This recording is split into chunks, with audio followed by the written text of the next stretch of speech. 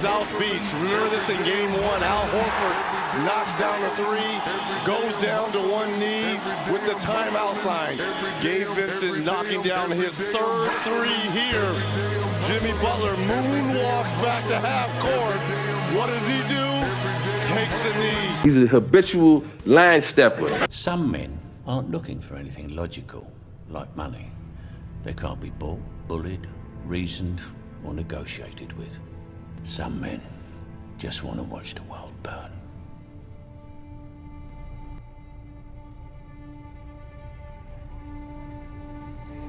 All right, just left the game. There's 7 minutes left. We're down, I think, 42.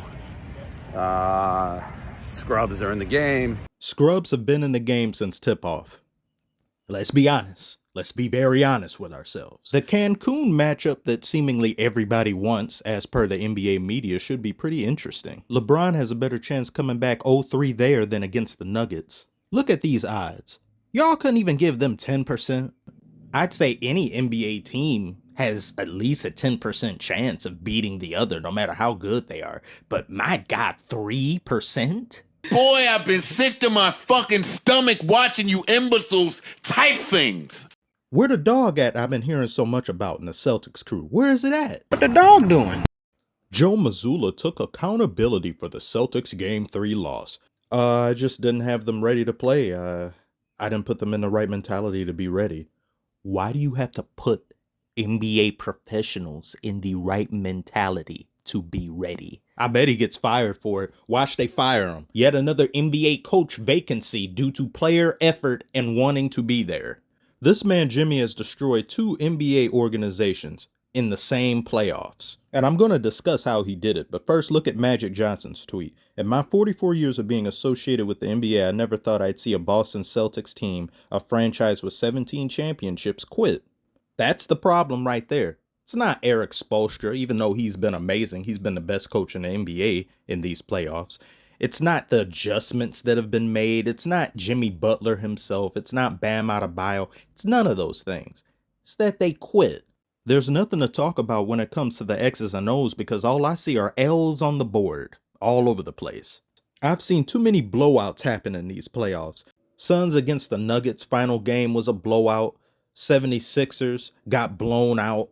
Warriors were getting blown out at one point. But the difference in the Warriors blowout is that I at least saw some effort to try to get back into the game. There was some fight and scramble. It's still unacceptable. But if you just look at it from a one-for-one basis, just the eye test, you can see when a team is giving it their all or at least putting their best foot forward and trying to win or reclaim the lead. But this game here, this game was over in game 2. Not game 3, game 2. You could tell they didn't want to be there. You go on the court and you treat it as a 9-to-5 job. You're like, ugh. You don't want to be there and it shows. There's no reason why this should happen the way that it does. Jimmy stole your damn hearts out of your chest? I've said it before. Must I say it again and repeat it in this video? These players get paid too much damn money. You saw the second string come out for the Boston Celtics. Pritchard, Muscala, guys like that, they put on a better effort than the starters did. They were able to decrease the deficit somewhat from 30 to damn 20. They're at least out there trying because these people never see playing time. They treat every time they step foot on the court as, oh, this is my last. I got to impress. I got to show out for some people because tomorrow isn't guaranteed for them.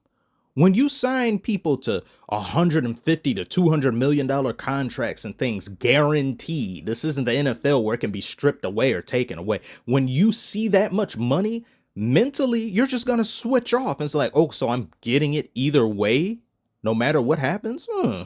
You're no longer playing to get in a better position for your life, for your family and things. It's already there before you. So worst comes to worst, you just get eliminated. You just go home to your mansion. Ooh. Now, you could say this is just a game. You're looking at it too deep. You're looking at it. But I never seen people just give up as much as they do today in today's games.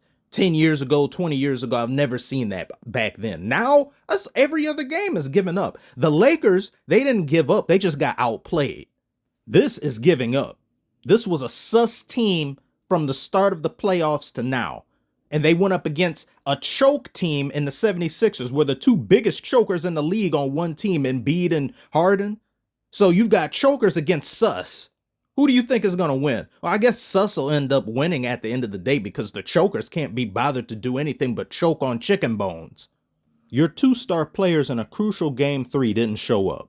Grant Williams had the same number of points as Jaylen Brown, damn near the same amount of points as Jayson Tatum. And I know a lot of people, we would be joking about Grant, but that man scored pretty much all of their points last game in the fourth quarter. Where was Tatum? Where was Jaylen Brown? Where were they at? Where the fuck were they at? I'm not even a Celtics fan, and I'm embarrassed. I'm irritated. I'm dismayed. I'm disgusted by what I just saw. The only amount of try that I saw on behalf of the Celtics was their attempt to double team Jimmy in the second quarter. Oh, it only took you 3 games to do that. Hooray! Ridiculous. And Vincent had a great game. And something that I keep hearing people say, but the feelings of disgust don't follow the statement. The Heat are doing all of this with some undrafted players. Isn't that bad? Isn't that indicative of how low the effort is and how bad the league is where undrafted players are doing? Like, come on, man. Come on. What are these players, honestly? Strus, Vincent, and all of them, are they better than Jayson Tatum? Are they better than Jaylen Brown? Or are they just better than them this series? This series, yeah, they're better than them because they care. Nothing's really at stake for Tatum or Jaylen Brown other than, oh, I lost again. Let me come back next year. And by the way, this team cannot come back next year the same way that it is. There needs to be a drastic change. Somebody needs to go in the starting lineup. I don't know if it's Tatum. I don't know. I don't think, no, Tatum is probably off limits. Jaylen Brown, they've been trying to trade him for the past 2-3 years, and he's known about it. Maybe that comes into play. I don't feel like giving my best foot forward for an organization that wants me to hell up on out of here, tried to get rid of me for Durant, but they just didn't pull the trigger. Maybe you start with him. Maybe you start with some other players or other pieces. Maybe you get rid of damn Al Horford because he's 36 years old. He's older than your coach. I know he's providing you great effort defensively, I guess, but you're going to need some offense along with it, and you just don't have that. Marcus Smart, I don't think you get rid of him. You keep him here, of course. He's the only bit of heart and soul in his team. You can't get rid of your last vein of artery. So I don't know what they're going to do. What I love about this playoffs mostly is that all of the ones that the people told us, or let me say the media told us to believe in, oh, they're going to go into all of them out of here. Get the hell out of here. The Lakers are on their way up out of here. I guarantee they probably end up winning the next game. I'll be surprised if they get swept. Lakers on up out of here. You got the Bucks on up out of here. Celtics about to be on up out of here. 76ers. All these teams, they're weak mentally. Not the Lakers, though. Lakers, they're not weak mentally. It's just Davis is weak mentally. But all of these teams, with the exception of the Lakers, are sus. And they got their bags packed. And they got kicked into the shrubs like the way they deserve. They deserve no less. So now all of them this offseason, they're going to be shaking things up and be like, oh, let me try to add another star player. Let me try to add this and that. You can't teach heart. If you didn't have it then, you're not going to have it now. The Bucks, I believe they did have heart. It's just Giannis can't shoot free throws. And he didn't want that ball. And Middleton probably isn't the answer to pair along with Giannis. You need a Damian Lillard or something. I hope Damian Lillard gets traded to the Milwaukee Bucks. That'd be great. That'd be awesome for us and for him. But that's as much as I have to say about that. There's not really too much to look into the game. It was just a pretty sorry affair from the end of the first quarter to the fourth. It's just bad. I know Heat fans got a kick out of watching a bunch of damn mannequins play basketball against Jimmy Butler and the Heat. I sure didn't, but whatever. Congratulations to the Heat. You guys deserve it. I still want the Nuggets to win just because they've never had a championship. And they've never been to the finals. Damn, never even stepped foot in the finals. I want the Nuggets to win.